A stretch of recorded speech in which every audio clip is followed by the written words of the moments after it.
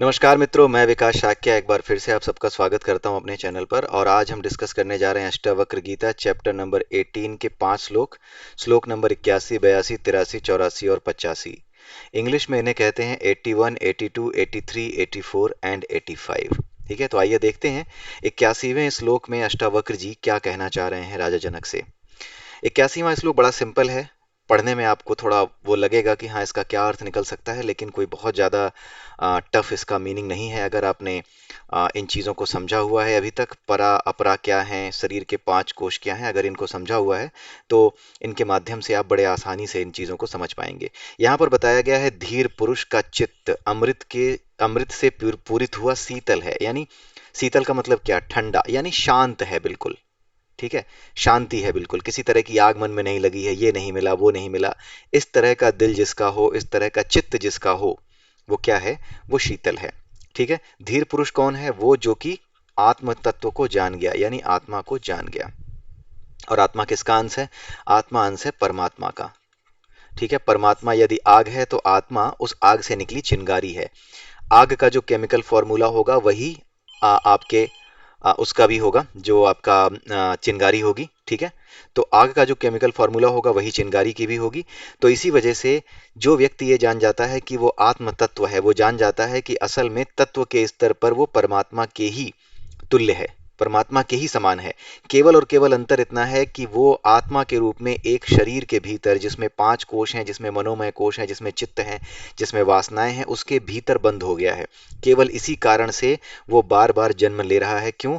क्योंकि वो आत्मा जन्म नहीं ले रही, वो ये जो पूरी की पूरी जीवात्मा है ना, यहां से लेकर के दूसरे कोष से लेकर के चौथे कोष तक जो होती है, ये पूरी की पूरी जीवात्मा ही प्रभावित होती है वासनाओं से। वासनाएं एक प्रकार की ऊर्जा है। इसी ऊर्जा के अंतर्गत जिस तरह का शरीर आपके लिए उपयुक्त है, जिस तरह का पदार्थ, जिस तरह का मैटर आपके लिए उपयुक्त है, उसी मैटर में ये जीवात्मा कन्वर्ट हो जाती है एक शरीर को छोड़ने के बाद।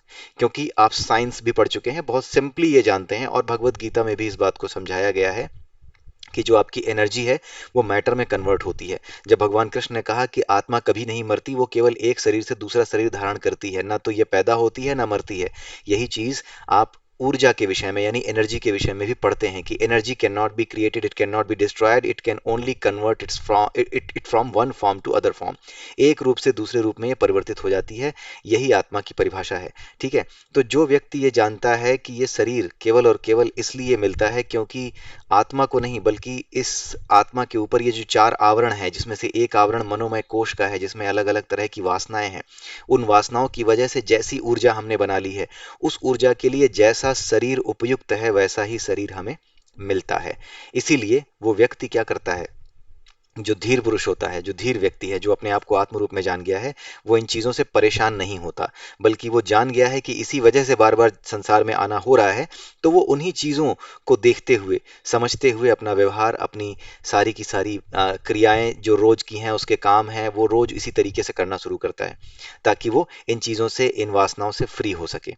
ठीक है, और उसके लिए वो कर्म योग, ज्ञान योग, भक्ति योग, इन सब का पालन करता है। लेकिन जब वो अंत में अपने आप को जान जाता है इन सभी प्रकार के योगों से, तो वो जान जाता है कि ये सारी चीजें केवल और केवल खेल हैं। किसका? अपरा प्रकृति का।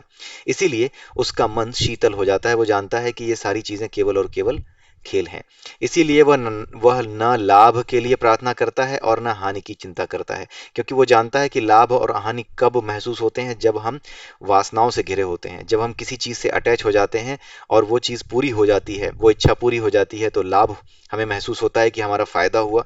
और वो पूरी नहीं होती तो उसकी चिंता होती है कि ये क्यों पूरा नहीं हुआ, दुख होता है। ठीक है, तो ये सारी चीजें, लाभ और हानि की चीजें उसके लिए नहीं होती। वो अमृत से पूरित होता हुआ शीतल होता है, यानी उसका मन सदैव शांत रहता है। यही यहाँ पे कहा जा रहा है कि जो अपने वास्तविक रूप को जान जाता है, वो जानता है कि ये सारी चीजें जो उसके साथ आज तक हो रही थी, जो सुख और दुख वो महसूस कर रहा था, चाहे वो महसूस कर रहा था, चाहे उसके बाहर दूसरे लोग जो महसूस करते हैं, उसका कारण यही है कि लोग अपने वास्तविक स्वरूप को, यानी आत्मा को नहीं जानते। जब वो जान जाता है तो जान जाता है कि परमात्मा और आत्मा दोनों में कोई अंतर तत्व के स्तर पर नहीं है। परमात्मा सब तरफ फैला हुआ है, आत्मा एक जीवात्मा के भीतर एक छोटे से पुंज के रूप में, जो आपका आनंदमय कोश है, उसके भीतर बंद है। ठीक है, उसके भीतर है। जब ये सारे के सारे कोश किसी काम के नहीं रह जाएंगे, जब ये ज्ञानमय कोश यानी ज्ञान का अहंकार भी जब समाप्त हो जाएगा, जब ये वासनाओं की धूल भी हट जाएगी, जब वासनाएं भी समाप्त हो जाएंगी, तब क्या होगा? तब व्यक्ति के लिए केवल और केवल आत्मा रह जाएगी। तो इन चीज़ों की आवश्यकता ही नहीं रह जाएगी। तो जब ये इन चीज़ों की आवश्यकता नहीं रह जाएगी, तो ये सब टूट फूट करके, ये अलग हो करके, ये आत्म परमात्मा में क्या हो जाएगा? विलीन हो जाएगा। जिस रूप में इसने योग किया होगा उसी रूप में विलीन होगा। अगर भक्त योग किया होगा तो वो उसी रूप में विलीन होगा परमात्मा में, जिस रूप में परमात्मा शरीर धारण करता है, जिस रूप में वो दिखता है। ठीक है। और जिसने ब्रह्म को यानी निराकार ब्रह्म को भजा, जिसने निराकार ब्रह्म की उपासना की, जिसने उस ऊर्जा के प्रति अपना योग किया, वो उसी ऊर्जा में विलीन हो जाएगा। यानी जैसे आप सोते हैं और जब सपना नहीं देखते हैं, उस समय की जो स्थिति होती है, उस स्थिति में हमेशा के लिए आ जाएंगे। वो कितनी आनंद की स्थिति होती है, कुछ नहीं है, न सुख है न दुख है, कुछ है ही नहीं। न परेशानी है, न घर की चिंता है, न बच्चों की कोई याद भी नहीं है। वो जो स्थिति होती है सोते समय, जिसे आप महसूस भी नहीं कर पाते कि वो कौन सी स्थिति है, जिसे तीसरी स्थिति कहते हैं, जिसमें ना तो जिसे ब्रह्म स्थिति कहते हैं, बेसिकली उसी को ब्रह्म स्थिति कहा जाता है। वही ब्रह्म है, वही निराकार ब्रह्म की स्थिति है। जब आप उस ब्रह्म में विलीन होते हो तो इसी प्रकार से आप खो जाते हो, आपको पता ही नहीं चलता, उसी ब्रह्म में विलीन हो जाते हो। ऐसा नहीं है कि वो कोई स्थिति नहीं है। क्यों? क्योंकि आप उस समय भी, जिस समय आपको कुछ पता ही नहीं चलता कि आप कौन हो, कहाँ हो भी या नहीं, उस समय भी आप जिंदा तो हो ना। इसका मतलब वो भी चेतना का एक स्तर है, वो भी ऊर्जा का एक स्तर है। यही मांडुक्य उपनिषद में, एक मांडुक्य उपनिषद है, उसे आप जा करके पढ़ लीजिएगा। ठीक है। तो मांडुक्य उपनिषद में उसी के बारे में समझाया गया है कि चेतना का वो स्तर ब्रह्मलीन अवस्था कहा जाता है। तो जो ब्रह्म को भजते हैं, निराकार ब्रह्म को भजते हैं, वो उसी स्थिति में जाते हैं जिस स्थिति में आप तब रहते हो जब आप सो रहे होते हो और सपने भी नहीं देख रहे होते हो। वही निराकार ब्रह्म की स्थिति है। क्या वो स्थिति, और वो स्थिति जहां पे आप भगवान को उनके साकार रूप में देख सको, उनके साथ रह सको, क्या उस रूप में आप ज्यादा बेहतर महसूस करोगे? उस रूप में भी वही शांति है और इस निराकार ब्रह्म में भी वही शांति है, लेकिन निराकार ब्रह्म में कुछ भी आकार स्वरूप दिखाई नहीं देगा। तो किस रूप में आप जाना चाहते हैं, किस रूप से आप एकाकार होना चाहते हैं, वो हर योगी की अपनी चॉइस है। वो जिस योग में जाना चाहता है, वो ज्ञान योग में, भक्ति योग में, जिस योग के द्वारा जिस ब्रह्म से साकार होना चाहता है, निराकार होना चाहता है, जो भी होना चाहता है, उसके साथ योग करना चाहता है, वो उसी योग की पद्धति को अपनाता है। और इस प्रकार से वो क्या करता है, उसी योग में स्थित हो जाता है। ठीक है। तो आई होप कि आपको इस श्लोक का अर्थ समझ में आया होगा। इस श्लोक से ज्यादा भी कुछ चीजें हमने डिस्कस कर ली। आइए अगले पे चलते हैं। 82वें श्लोक में अष्टावक्र जी कहते हैं कि जो निष्काम पुरुष है, निष्काम पुरुष कौन? जो अपने कर्म के प्रति कोई इच्छा नहीं रखता, यानी जिसके मन में वासना नहीं है, यानी मनोमय कोश में कोई वासना नहीं है। अर्थात जो योगी है, योगी का मतलब क्या है? वो जिसका योग किससे हो गया? परमात्मा की ऊर्जा से हो गया। ठीक है। परमात्मा की ऊर्जा की एक वेव है, हमारी एक वेव है। हमारी वेव थोड़ी टेढ़ी मेढ़ी है, उल्टी सीधी है, क्योंकि हमारे अंदर वासनाएं हैं। किसी दिन हम लो होते हैं, किसी दिन हाई होते हैं। परमात्मा की वेव हमेशा एक जैसी है। अगर ऐसी है तो ऐसी ही रहेगी हर रोज। हमारे साथ क्या होता है? आज खुश हूं, ऊपर गया, ठीक है, अगले दिन नीचे आ गया, इतना ही रह गया, अगले दिन फिर बहुत खुश हुआ, इतना आ गया, किसी तीसरे दिन नेगेटिव एनर्जी बहुत ज्यादा थी तो नीचे चला गया। तो ये वेव हमारी कभी बन ही नहीं पाती। ये वेव है, लेकिन ये वेव नहीं बन पा रही है। वेव तभी बनती है जब हम एक जैसा ही रहते हैं, एक जैसे ही हर रोज व्यवहार करते हैं। हमारी आदत में चाहे सुख हो, चाहे दुख हो, चाहे कोई भी समय हो, जब एक जैसी स्थिति में रहना आ जाता है, तब हम क्या करते हैं? तब हम एक तरंग, हमारी ऊर्जा जो होती है, हमारी जीवात्मा की जो ऊर्जा है, वो एक तरंग बनाती है। जब इस तरंग की फ्रिक्वेंसी, ठीक है, और इसकी जो वेवलेंथ है, जब ये पूरी की पूरी किसकी तरंग के बराबर हो जाती है? परमात्मा की तरंग ऊर्जा के आयाम के बराबर हो जाती है। ठीक है। जो हमारे ये फेज होते हैं ना, इसको फेज कहते हैं। जैसे ये है, ये रहा। अब भले ही मेरी तरंग छोटी है, लेकिन फेज क्या है? बराबर है। ठीक है, क्योंकि इसमें ये समा सकती है। ठीक है। लेकिन अगर ऐसा हो और हम ऐसे चल रहे हो तो हम इसमें फिट नहीं हो रहे। ठीक है। तो इसको कहते हैं योग में ना होना। परमात्मा के साथ योग में होने का अर्थ है तीनों गुणों से यानी वासनाओं से मुक्त होना। तो जब हम वासनाओं से मुक्त होकर के अपनी पूरी की पूरी तरंग ऊर्जा को ऐसा तरंग जैसा बना लेते हैं, वेव जैसा फॉर्म दे देते हैं, तभी क्या होता है? तभी हमारा परमात्मा नाम की ऊर्जा से योग हो जाता है। उसके जैसी आवृत्ति, उसके जैसी फ्रिक्वेंसी हो गई तो हमारा योग हो गया उससे। यही योग का वास्तविक उद्देश्य और साइंटिफिक मीनिंग है। यही है। अगर आप कहीं भी खोज करके, किसी भी प्रकार से खोज करके इसको पाने की कोशिश करेंगे कि क्या मतलब है योग का, तो आपको अंत में सारी मेहनत के बाद ना यही दिखाई देगा, यही समझ में आएगा। इसके अलावा जो कुछ भी आपने योग के बारे में आजकल समझ रखा है, आज तक समझ रखा है, वो योग का वास्तविक अर्थ नहीं है। जो लोग कहते हैं सांस को बाहर लेना, सांस को अंदर लेना, बाहर छोड़ना, भ्रामरी प्राणायाम, ये सारी चीजें योग हैं, प्राणायाम है, नहीं, ये यौगिक क्रियाएं हैं। ठीक है, सांस को लेना, सांस को छोड़ना, 4 सेकंड तक भीतर रखा, 8 सेकंड तक रोका, फिर 4 सेकंड तक बाहर निकाला, ये क्या है? ये जो 4, मान लीजिए इतना है, फिर 8, फिर इतना है, फिर जो है 4, ये क्या कोशिश हो रही है? एक तरीके से एक वेव लेंथ में आने की कोशिश हो रही है, एक सर्टेन फ्रिक्वेंसी में आने की कोशिश हो रही है, एक सिंपल हार्मोनिक मोशन में आने की कोशिश हो रही है। अगर आप ध्यान से देखें तो पूरा का पूरा जो हमारा नेचर है ना, वो सिंपल हार्मोनिक मोशन ही कर रहा है। अर्थ सन के चारों ओर घूम रही है, एक समय के बाद वापस उसी स्थिति में आती है। अपनी धुरी पे भी चारों तरफ घूम रही है, 24 घंटे में एक बार घूम जाती है, वहीं वापस आ जाती है। ठीक है, तो ये सारी जो चीजें हैं, ये सब की सब जितनी भी चीजें हैं, ये क्या करती हैं?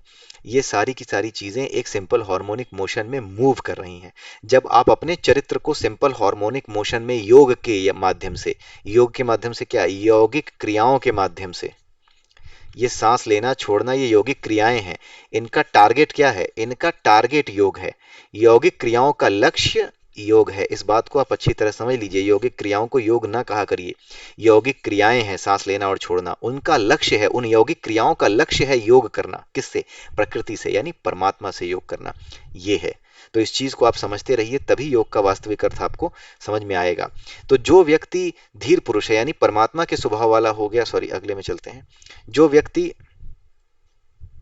निष्काम पुरुष हो गया, यानी जिसकी कोई इच्छा नहीं रह गई, जिसकी वासना नहीं रह गई, जो बिल्कुल योगी हो गया, योगी का अर्थ अभी आपने समझ लिया, जो बिल्कुल योगी हो गया, उसके बारे में कहा जा रहा है, वह न तो शांत पुरुष की प्रशंसा करता है। ऐसा भी नहीं है कि जो साधु सन्यासी हैं उनकी प्रशंसा करे वो, कि हाँ वो देखो कितना अच्छा है, वो तो साधु है, सन्यासी है, घर बार सब छोड़ दिया है, किसी से द्वेष नहीं करता, किसी से घृणा नहीं करता, वो बड़ा अच्छा है। और जो व्यक्ति दुष्ट है उसकी निंदा करे, ऐसा कुछ नहीं करता वो। ना तो दुष्ट को देख करके वो आदमी परेशान होता है, ना ही किसी अच्छे आदमी को देख करके वो खुश होता है कि हाँ भाई बड़ा अच्छा आदमी मिल गया। क्यों? क्योंकि वो जानता है कि कोई आदमी अच्छा और बुरा व्यवहार केवल और केवल प्रकृति के नियमों के अंतर्गत, जो 24 तत्व हैं, उन्हीं 24 तत्वों के साथ हमारे मन का जो रिएक्शन है, उस रिएक्शन की वजह से ही जो एक्शन प्रकट होता है, वही एक्शन क्या होता है? अच्छा या बुरा कर्म कहा जाता है। कुल मिला के हमारी बॉडी में जो 24 तत्व हैं, जिसके बारे में भगवत गीता के 13वें चैप्टर में आप पढ़ सकते हैं, हमारे चैनल पे भी प्लेलिस्ट है 13वें चैप्टर की, वहां भी देख सकते हैं।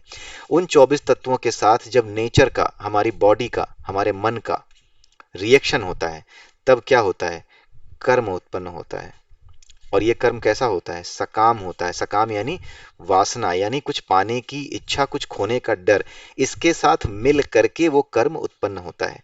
ये पूरा रिएक्शन है, ये इक्वेशन है हमारे कर्म का, ये कर्म का इक्वेशन है। तो वो जानता है, जो ज्ञानी है वो जानता है कि कोई व्यक्ति ये नहीं कर रहा, इसमें केवल व्यक्ति शामिल नहीं है, इसमें शामिल है प्रकृति के तत्व भी।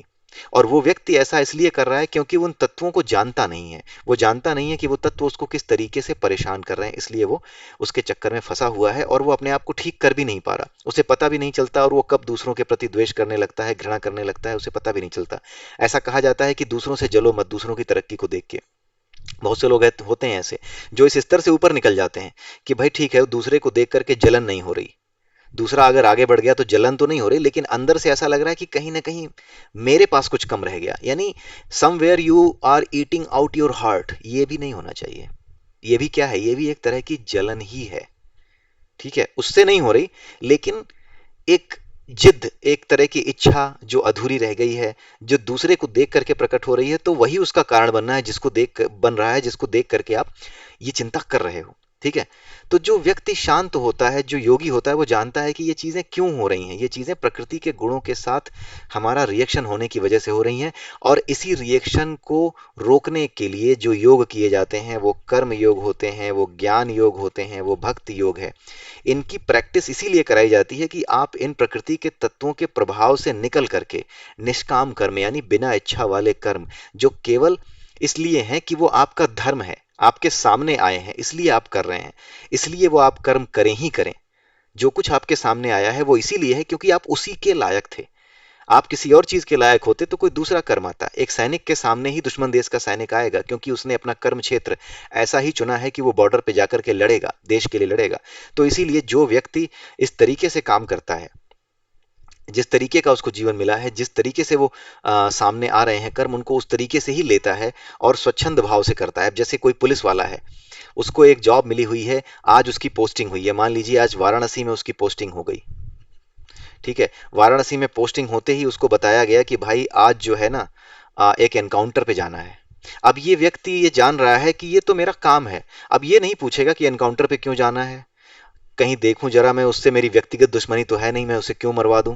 भाई उसे पता है कि सामने अपराधी है, उसके लिए एनकाउंटर के आदेश जारी हुए हैं, उसे बस जाके मारना है। वो उसके मारने में सही गलत, क्यों मारूं, कैसे मारूं, क्या करूं, क्या मारना ठीक रहेगा, ये सब नहीं सोचता।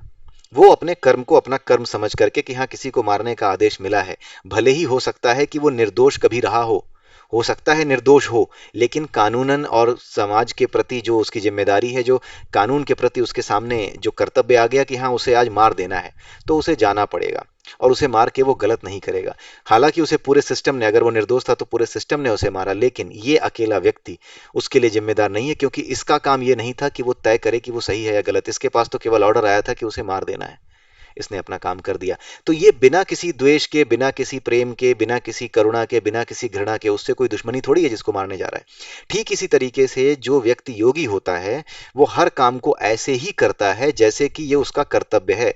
ये क्यों आ गया उसके सामने, काम को देख के नाक भौं नहीं सिकोड़ता, ये क्यों आ गया, कैसे आ गया, किसी और को क्यों नहीं मिला, मेरे ही मत्थे क्यों पड़ गया ये काम, ऐसा वो नहीं सोचता।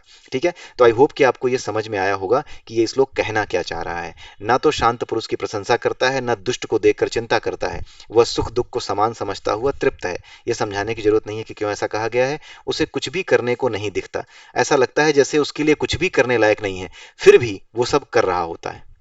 भगवत गीता में भगवान कृष्ण ने भी कहा है कि हे अर्जुन, तुम जरा देखो, इस संसार में न तो मेरे पाने के लिए कुछ है, न ही ऐसा कुछ है जिसको मैं पाना चाहूं और पा ना सकूं। फिर भी मैं तुम्हारे सामने खड़ा हूं और ये महाभारत युद्ध देख रहा हूं और करवा रहा हूं, ताकि धर्म की स्थापना की जा सके। मेरे पास किस चीज की कमी है, फिर भी मैं ये कर रहा हूं। क्यों? क्योंकि कर्म करना जरूरी है।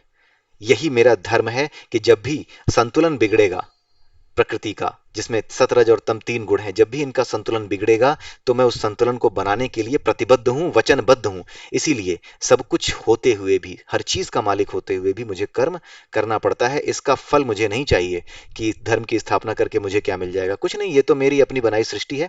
बस ये मेरा धर्म है कि इस सृष्टि में बैलेंस बना रहना चाहिए, उसके लिए मुझे कुछ चाहिए नहीं। जिन चीजों को तुम चाह रहे हो वो तो बहुत छोटी है मेरे लिए, ये तो भगवान कृष्ण ने अर्जुन से कहा। मैं तो संपूर्ण वैभवशाली हूं, मेरा वैभव तो इतना बड़ा है जिसकी कल्पना भी तुम नहीं कर सकते। ये बात भगवान कृष्ण ने अर्जुन को बताई।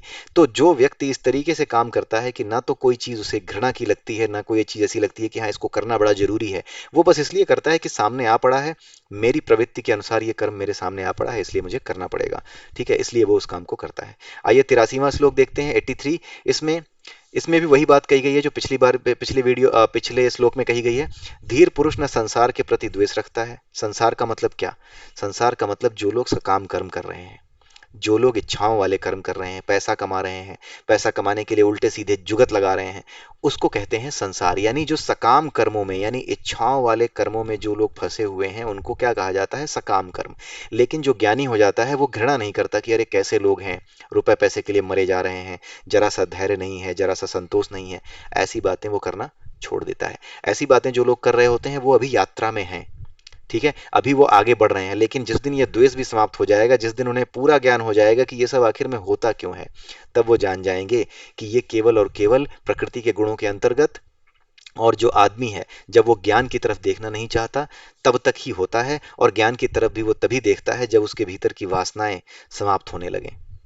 ठीक है, किसी तरीके से, किसी प्रकार से भी उसके मन की वासनाएं जब समाप्त होने लगेंगी तो वो अपने आप देखेगा, चाहे कितना भी बड़ा नास्तिक हो, जिस दिन उसके मन से वासनाएं समाप्त होने लगेंगी। और नास्तिक की सबसे बड़ी वासना यह होती है कि पूरा संसार ये मान ले कि संसार में कोई ईश्वर नहीं है, पूरा संसार ये मान ले कि संसार ऐसे ही चल रहा है बस, मतलब ये पैदा होने के लिए इनको माँ बाप चाहिए थे, लेकिन इस संसार का कोई माँ बाप नहीं है। ये इनका लॉजिक और ये इनका तर्क होता है। बुद्धिहीनता की पराकाष्ठा कुछ ऐसे नास्तिक होते हैं जिन्हें नास्तिकता का अहंकार होता है। उस नास्तिक का पूरी तरीके से यही उद्देश्य होता है कि पूरी दुनिया को अपने नास्तिकता के विश्वास के साथ जोड़ दो, वो ये सोचता है कि वही जो है नास्तिकता के विश्वास के साथ सबको जोड़ दे, जो उसका विश्वास है वही सब मान ले, तो वो दूसरों से द्वेष करता है। उसी तरीके से जो व्यक्ति आस्तिक है वो क्या करता है, वो सोचता है कि जो नास्तिक हैं वो घृणा के योग्य है। ऐसा नहीं है। नास्तिक नास्तिक इसलिए है क्योंकि वो अभी इस साइंस को जान नहीं पाया है। जान क्या नहीं पाया है, वो अनुभव नहीं कर पाया है। जब तक अनुभव नहीं कर पाया तब तक वो ऐसे ही रहेगा। जिस दिन एक नास्तिक भी अपने मन से इन वासनाओं को दूर करके प्रेम के, करुणा के, इनसे जुड़े हुए काम करने लगेगा, वैसे ही वो भी इन चीजों को जान जाएगा। आप ये मत समझिए कि हर नास्तिक अच्छा काम करता है, ये केवल एक छलावा है।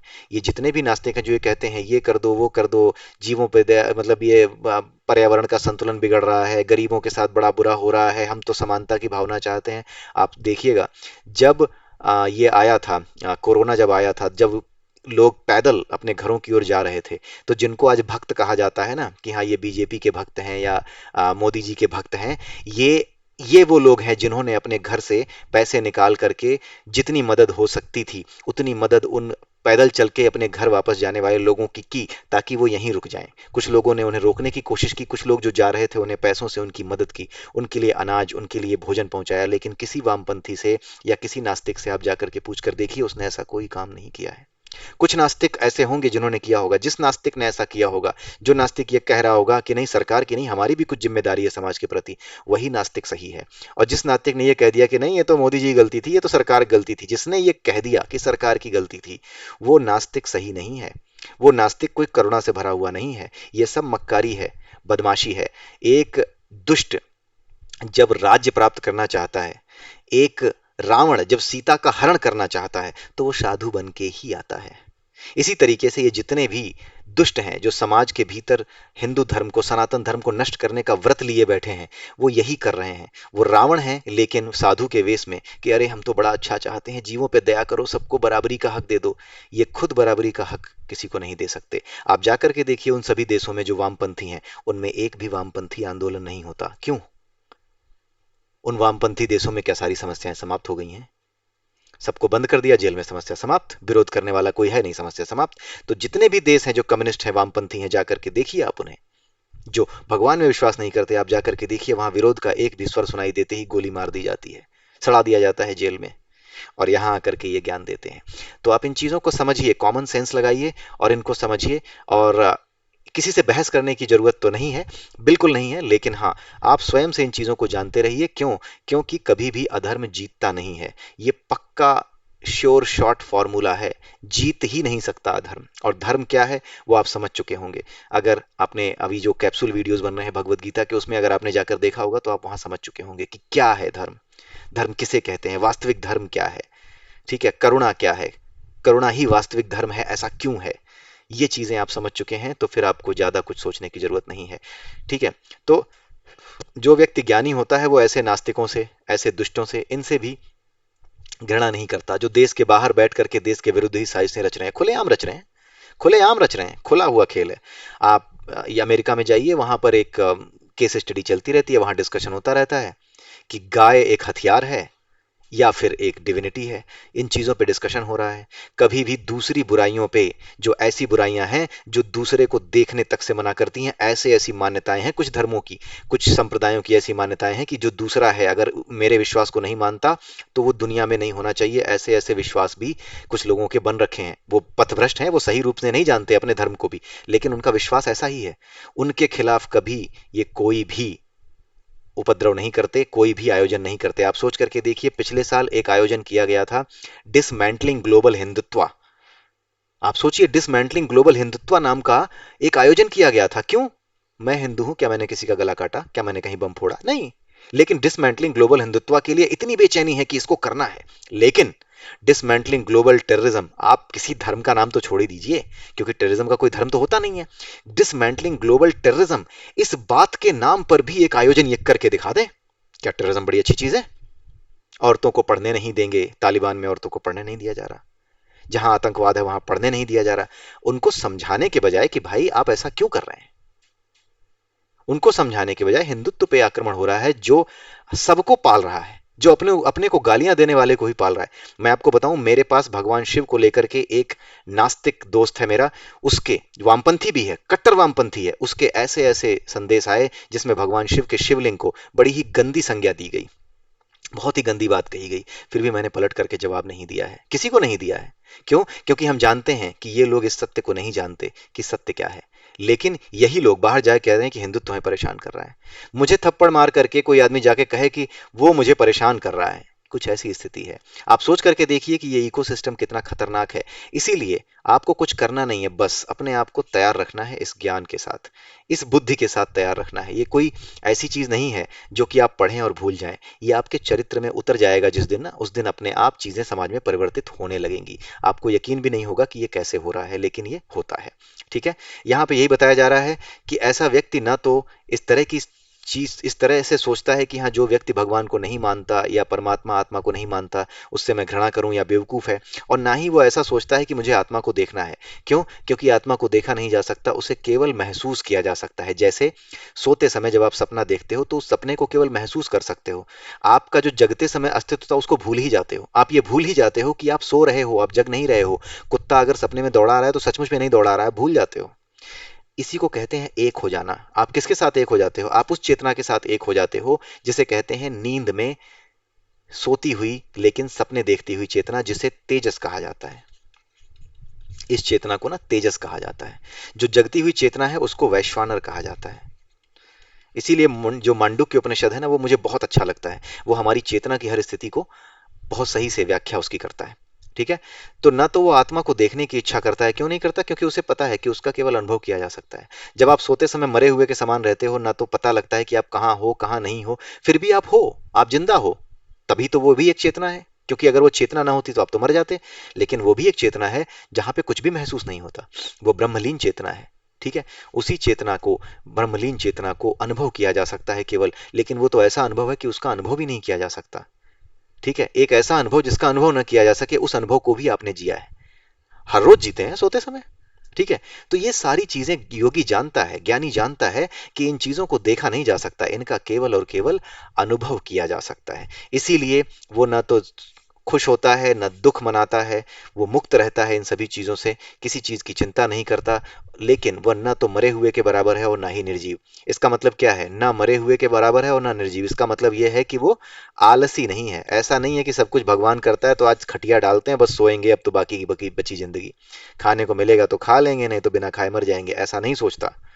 वो ये समझता है कि जो कुछ उसके सामने आ रहा है इस संसार में, अगर वो आया है, उसे कर्मेंद्रियां मिली हैं, उसे जीभ मिली है, उसे पेट मिला है तो भूख लगेगी, उसे हृदय मिला है तो वो धड़केगा। उसी तरीके से उसे पेट मिला है तो उसे भूख लगेगी। वो खाने के लिए नहीं जिएगा, वो जीने के लिए खाएगा, जो ज्ञानी है। लेकिन जो अज्ञानी है, जिसको जीभ की लत लग गई, जिसे स्वाद की लत लग गई, वो खाने के लिए जिएगा। यही होता है।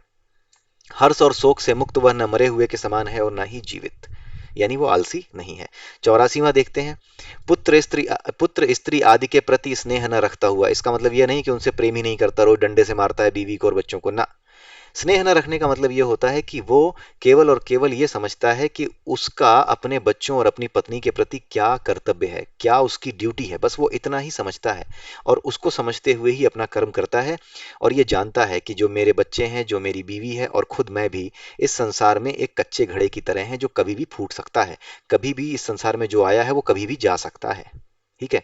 वो इन सब चीजों को ध्यान में रखते हुए केवल उनके प्रति अपना कर्तव्य पूरा करता है और कुछ नहीं करता। उसका कर्तव्य है कि वो अच्छे संस्कार दे, ताकि सही ज्ञान की दिशा में उसकी संतानें आगे बढ़ सकें, वो इस ज्ञान की दिशा में आगे बढ़ सकें। यही उसका कर्तव्य है।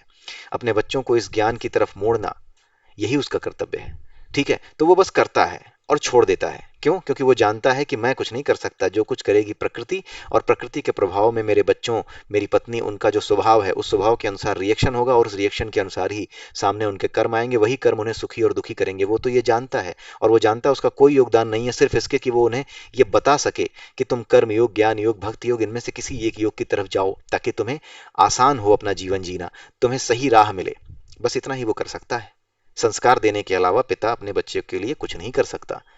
ठीक है। संस्कार देना और उसकी रक्षा करना, उसके लिए आ, खाने पीने और पढ़ने लिखने का प्रबंध करना, इसके अलावा कुछ नहीं किया जा सकता। और जो व्यक्ति ऐसा होता है वही सभी आशाओं से मुक्त होता है। किसी भी तरह की निराश, जो आशाओं से मुक्त है वो निराशाओं से भी मुक्त होगा। ठीक है। तो ऐसा ही व्यक्ति क्या होता है, समाज में शोभा पाता है। आप जरा सोच के देखिए, अगर आपको किसी ऐसे व्यक्ति के बारे में पता चले। हमारे यहाँ एक टीचर थे। ठीक है।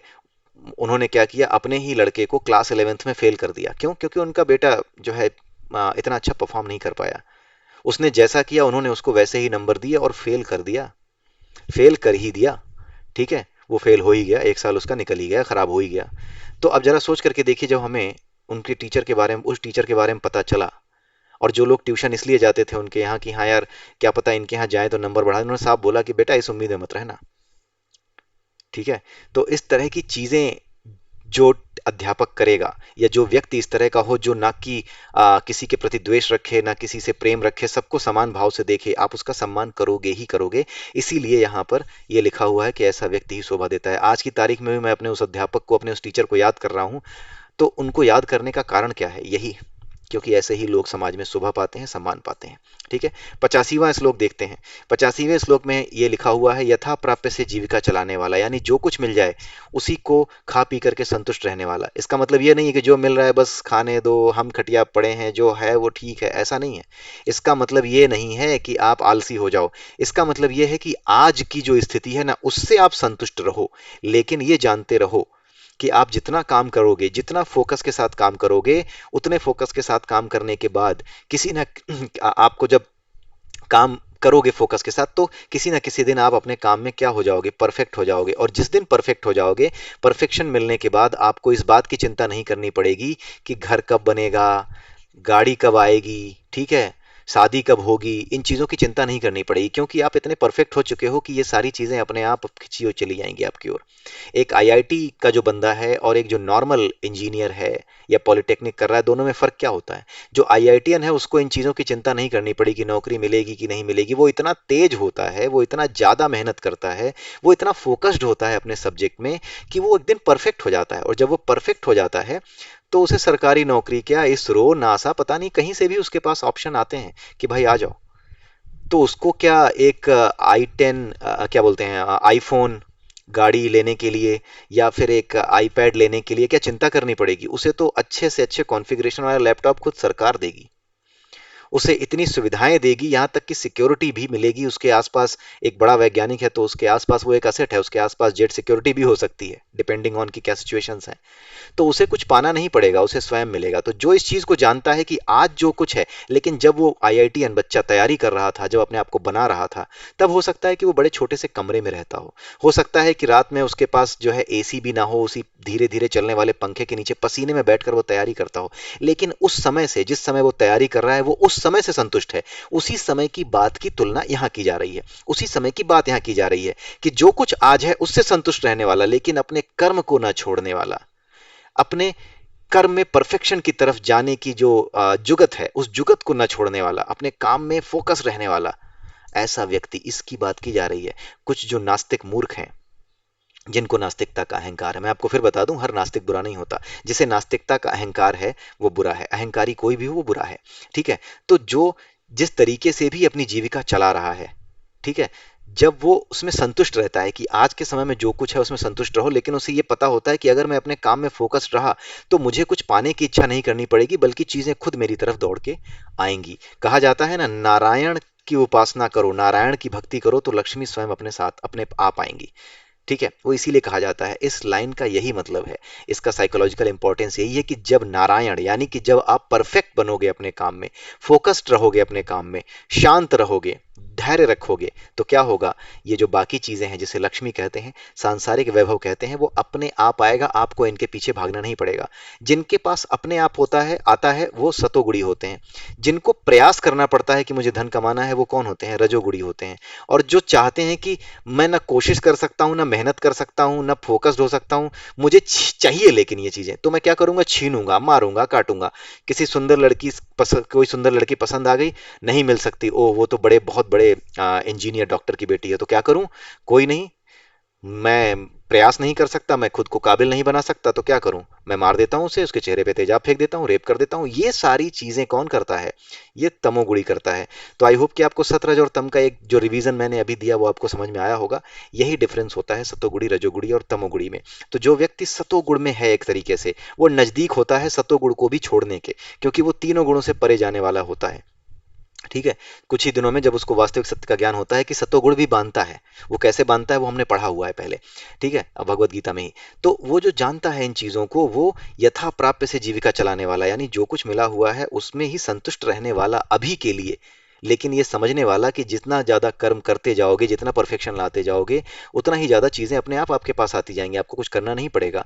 बल्कि वो यही समझता है कि मुझे तो सिर्फ इसलिए करना है क्योंकि ये मेरा स्वभाव है, मेरी प्रवृत्ति है। एक वैज्ञानिक होना एक वैज्ञानिक की प्रवृत्ति होती है, उसकी प्रवृत्ति ही खोजी प्रवृत्ति होती है। वो हर चीज में क्यों कैसे इन चीजों को खोजता है, यही उसकी प्रवृत्ति होती है, इसीलिए वो वैज्ञानिक बनता है।